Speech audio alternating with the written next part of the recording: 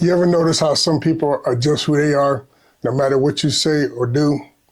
Like you could have gave them some advice, you could have talked some sense into them, but somehow they still end up doing the same thing again. People lie, then they say, my bad. People hurt you, then tell them it wasn't on purpose. People disappear and then reappear like nothing ever happened. We act shocked when people show their true colors. It's not like we didn't know their character, so why do we act surprised when it happens to us? Sometimes you gotta stop being surprised by people. When someone shows you their nature, believe them. If someone keeps lying to you, it's not a mistake. It's just who they are right now. If someone keeps draining you, it's because they're feeding off your energy. If someone can't celebrate you, it's because they're threatened by you. Let me tell you something. What most people do is not by accident. It's their nature. It doesn't mean they're evil. It just means their nature isn't in the same place as yours. Here's the truth. Everything acts according to its nature. A dog barks, bee stings, and sharks attack. That's just what they do. And people, we're no different. We act out what's inside us.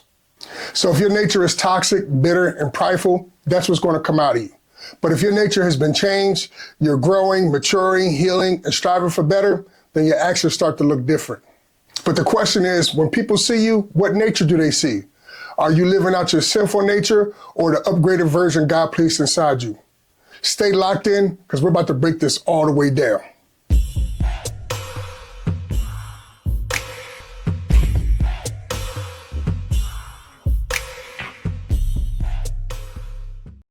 What's up, family? Welcome back to Living at a 10. I am your host, YaFirstBorn, and today's episode is called It's in Their Nature.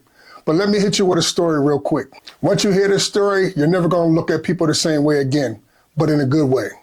So check this out. A man goes in for life insurance, right? The insurance agent sits him down and then asks the man, have you ever experienced any accidents? The man goes, not really. But then about 3 months ago, I was bitten by a snake while looking for a golf ball and almost died. Okay, pause. This man almost was taken out by looking for a golf ball? Wow. But he keeps going.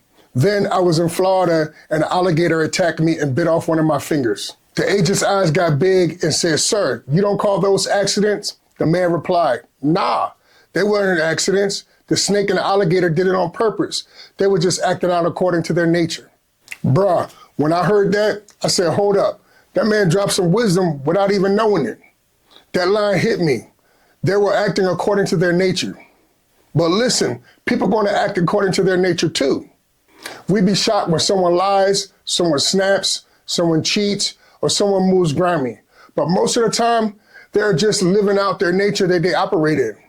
That's not to say that's good, but it explains a lot. Nobody had to teach you how to lie. Nobody had to teach you how to be jealous. Nobody had to teach you how to lose your temper, and nobody had to teach you how to cheat. Kids don't come out sharing.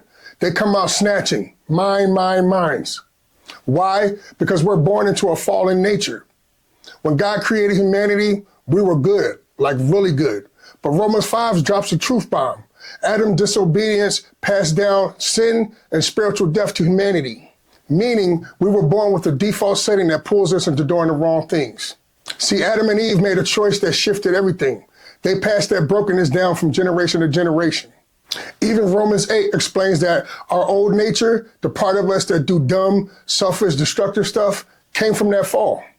When Adam's sin came into the world, it spread like a virus, and that virus has been with humanity ever since. You ever say something like, I don't even know why I did that. That wasn't me.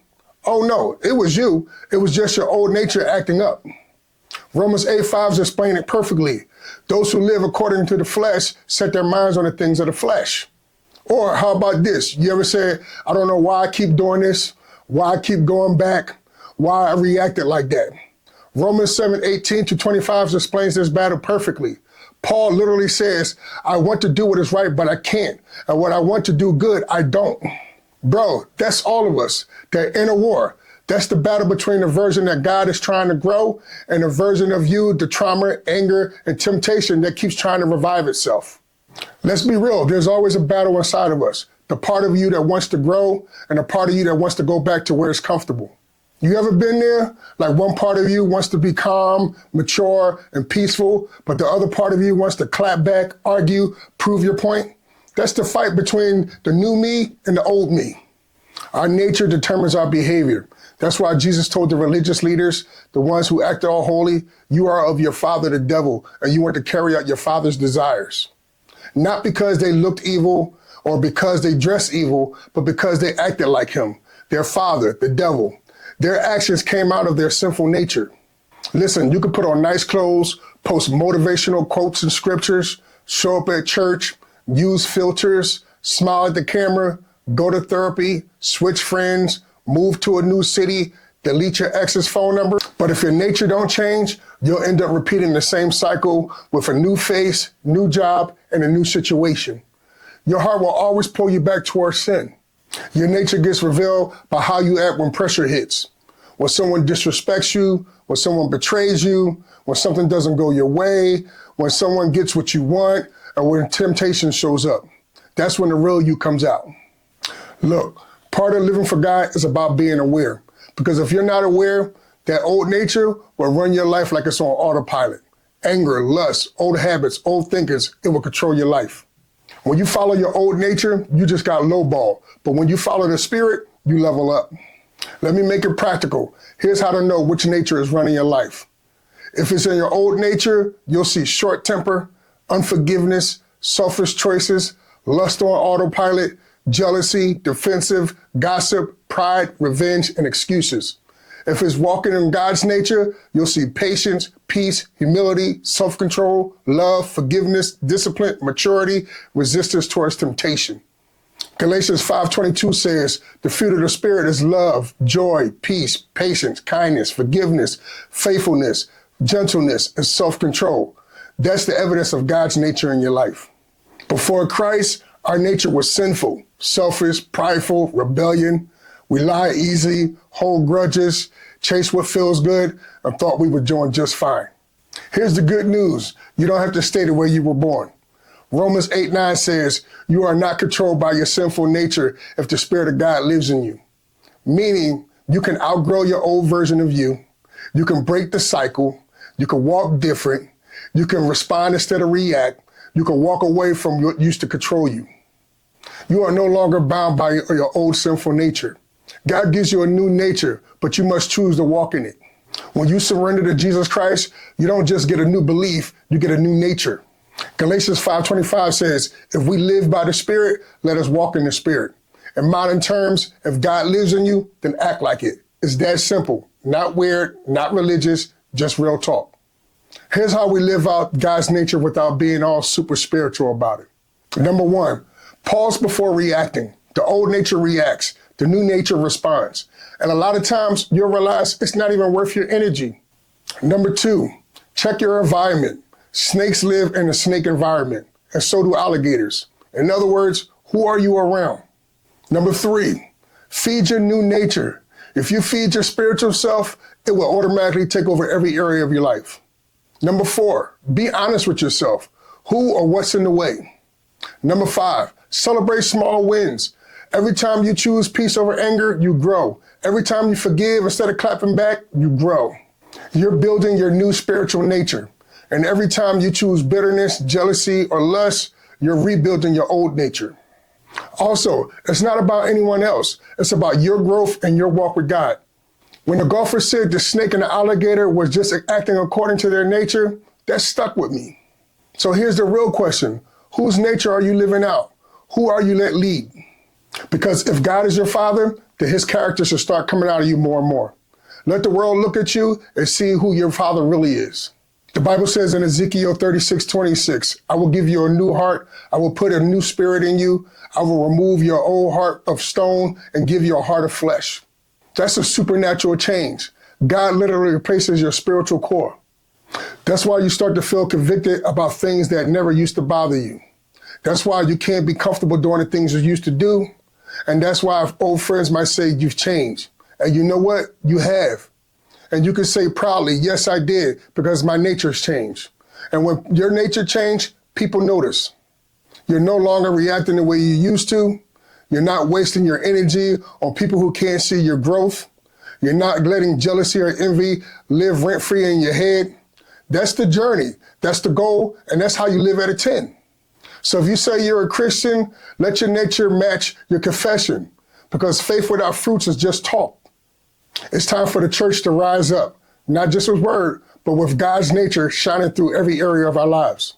We live in a world where people talk a lot about changing habits, but habits don't change your heart. You can't change what's on the outside if you don't deal with what's on the inside. That's why some people stay stuck. They're trying to be better instead of trying to become better. Now let's flip it and let me free somebody right here. If you're the one who's been stuck in the same cycle, maybe you've been struggling with your old nature, maybe you keep going back doing the same things you thought you left behind. Let me be honest with you. Having a new nature doesn't mean the old one disappears overnight and you'll never slip up. It means you don't have to let the devil give you a Bible study. We all had those moments where we said, man, why I keep doing this? You may fall, but you get back up. You may mess up, but don't stay in your mess. You may trip, but get back on balance. Translation, God is focused on your progress, not your perfection.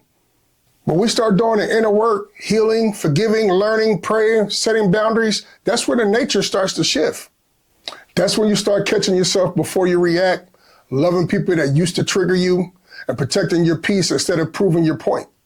You can love people and still protect your peace. You can forgive people and still keep your distance. Because maturity is knowing that everyone doesn't belong in your personal space, especially if their nature is disrupting your growth. When you start to invite God into your decisions, you start to change naturally. You don't even have to fake it anymore. It just becomes who you are. Peace starts to feel normal. Apologizing feels right. Letting go of petty stuff becomes easy. You start realizing that walking in love is not a weakness, but it's power. You're walking with purpose now. And that's what living at a 10 is all about. Living at the highest level, mentally, emotionally, and spiritually. You'll never be perfect, but you're growing. You're not flawless, but you're free. And that's the difference between someone who's faking peace and someone who's actually living it.